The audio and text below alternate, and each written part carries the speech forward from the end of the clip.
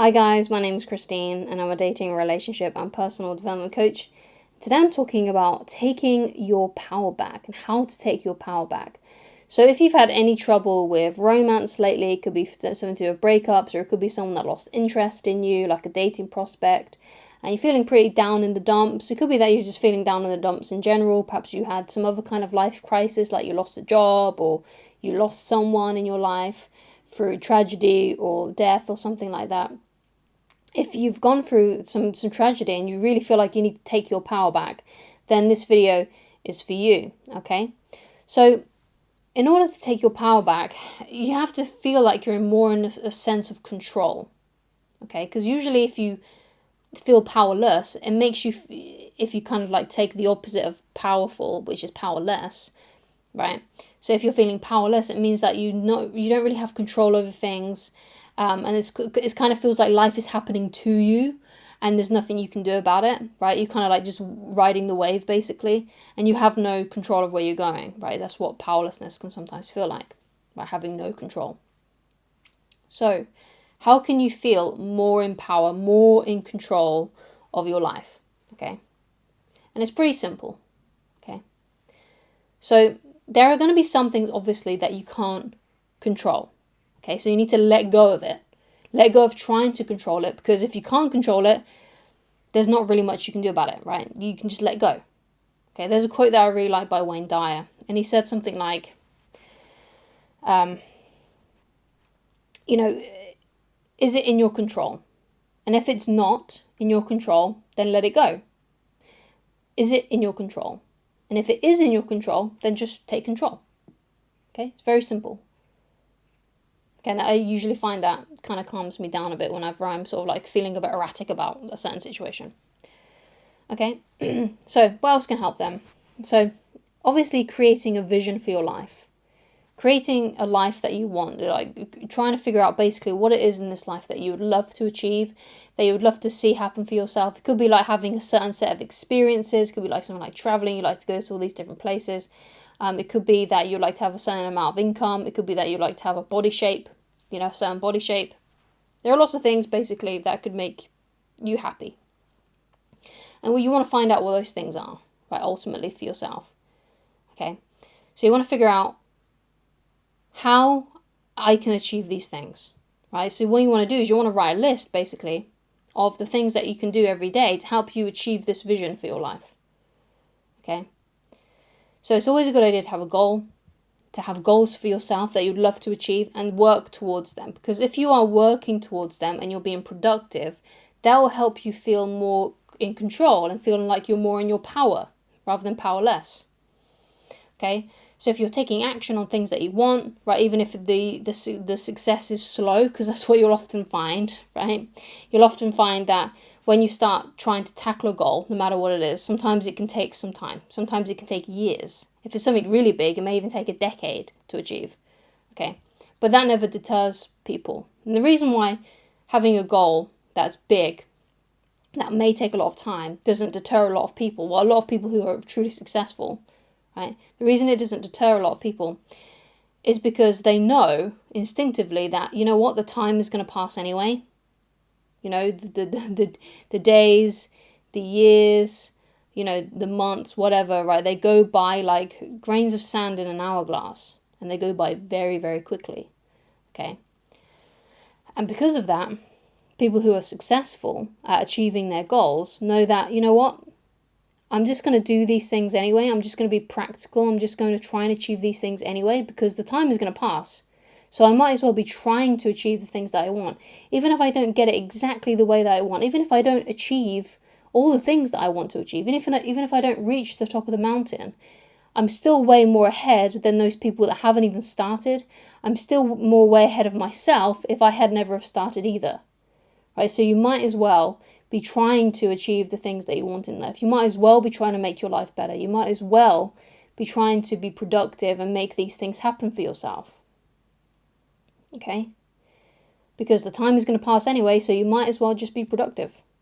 And that's the truth. Okay, but it may take some time, but you must not let that deter you from trying, basically. Okay, because so many people give up after the first, if one roadblock comes up, right? So many people give up after like a few attempts because people are telling them, what, you haven't made any money yet? You haven't done this yet? You haven't achieved it yet? Oh, you should just give up.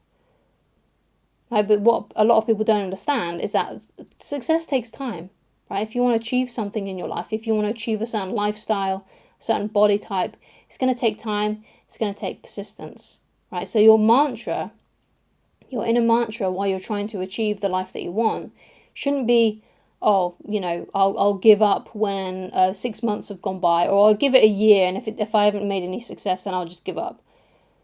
That should not be your mantra. That's the mantra of someone who is weak, someone who is powerless in their life, someone who isn't going to amount to anything, okay?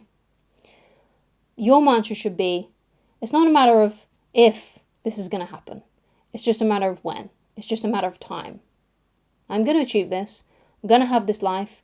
I'm going to be happy. I'm going to create a nice, fulfilling life for myself that pleases me, that makes me feel super peaceful inside. I'm going to do these things. I'm going to achieve these things. But it's just a matter of time. It's not a matter of if it's going to happen. It's a matter of time. It's a matter of when. That's all. And then you keep on persisting. You keep on going for it. Okay? So another thing that you need to be careful of as well is the power of words. Right? How do you speak to yourself? Okay, because if you're saying things to yourself like, oh yeah, I'm ugly, that's the reason why I can't have any success with dating or with relationships, or I always ruin my relationships, you have that mantra for yourself, you have to be very careful of the words that you say to yourself. Because if you're saying all these limiting things that are literally limiting you, then you're just things are never going to change. So if you want to have things change for yourself, you need to have a new inner dialogue. You need to change those negative thoughts into more positive ones.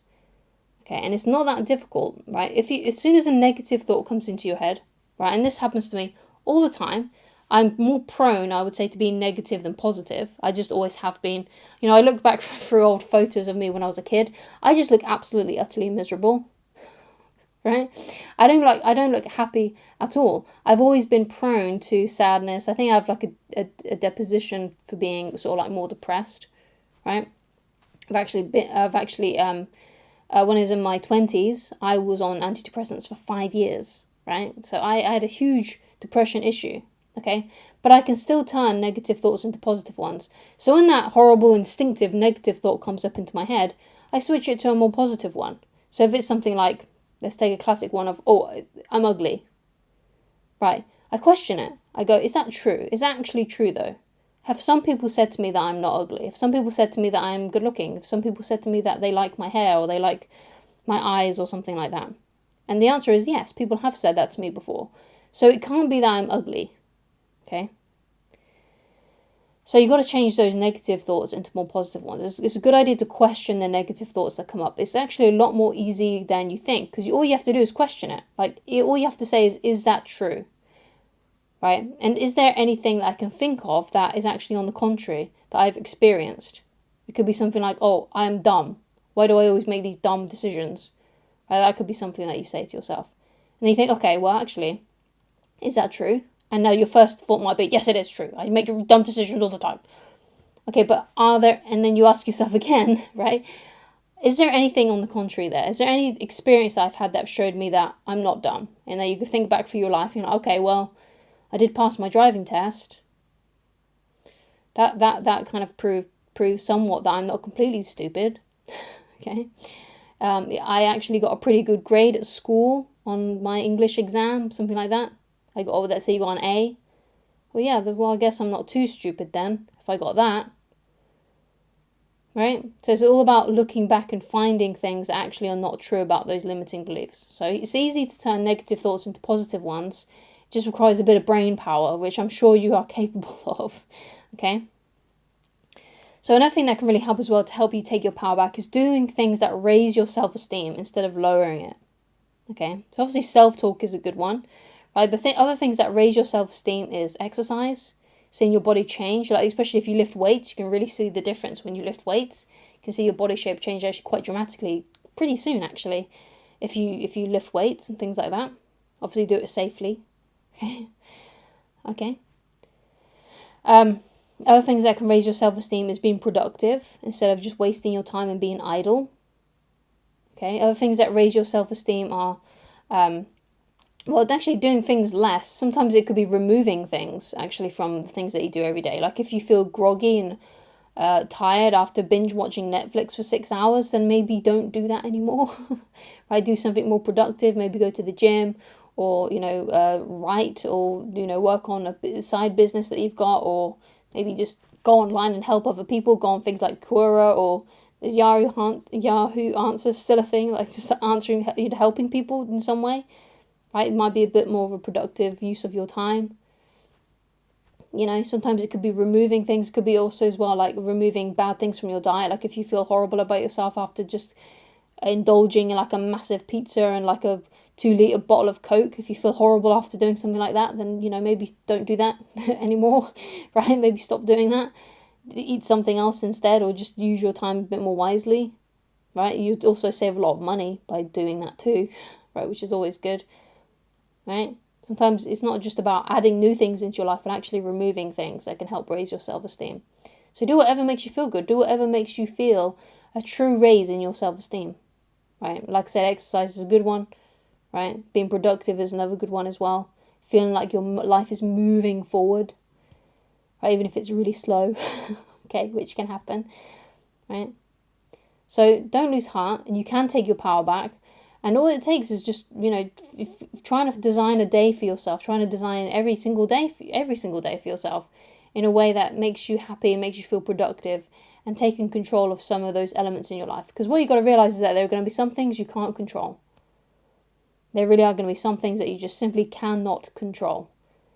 Okay? And it's especially on those days, right? And in those moments, you need to think about things that are in your control, that you can do. Well, yeah, this really bad thing happened to me today, but I can still squeeze in a workout. I can still take some of that power back throughout the day.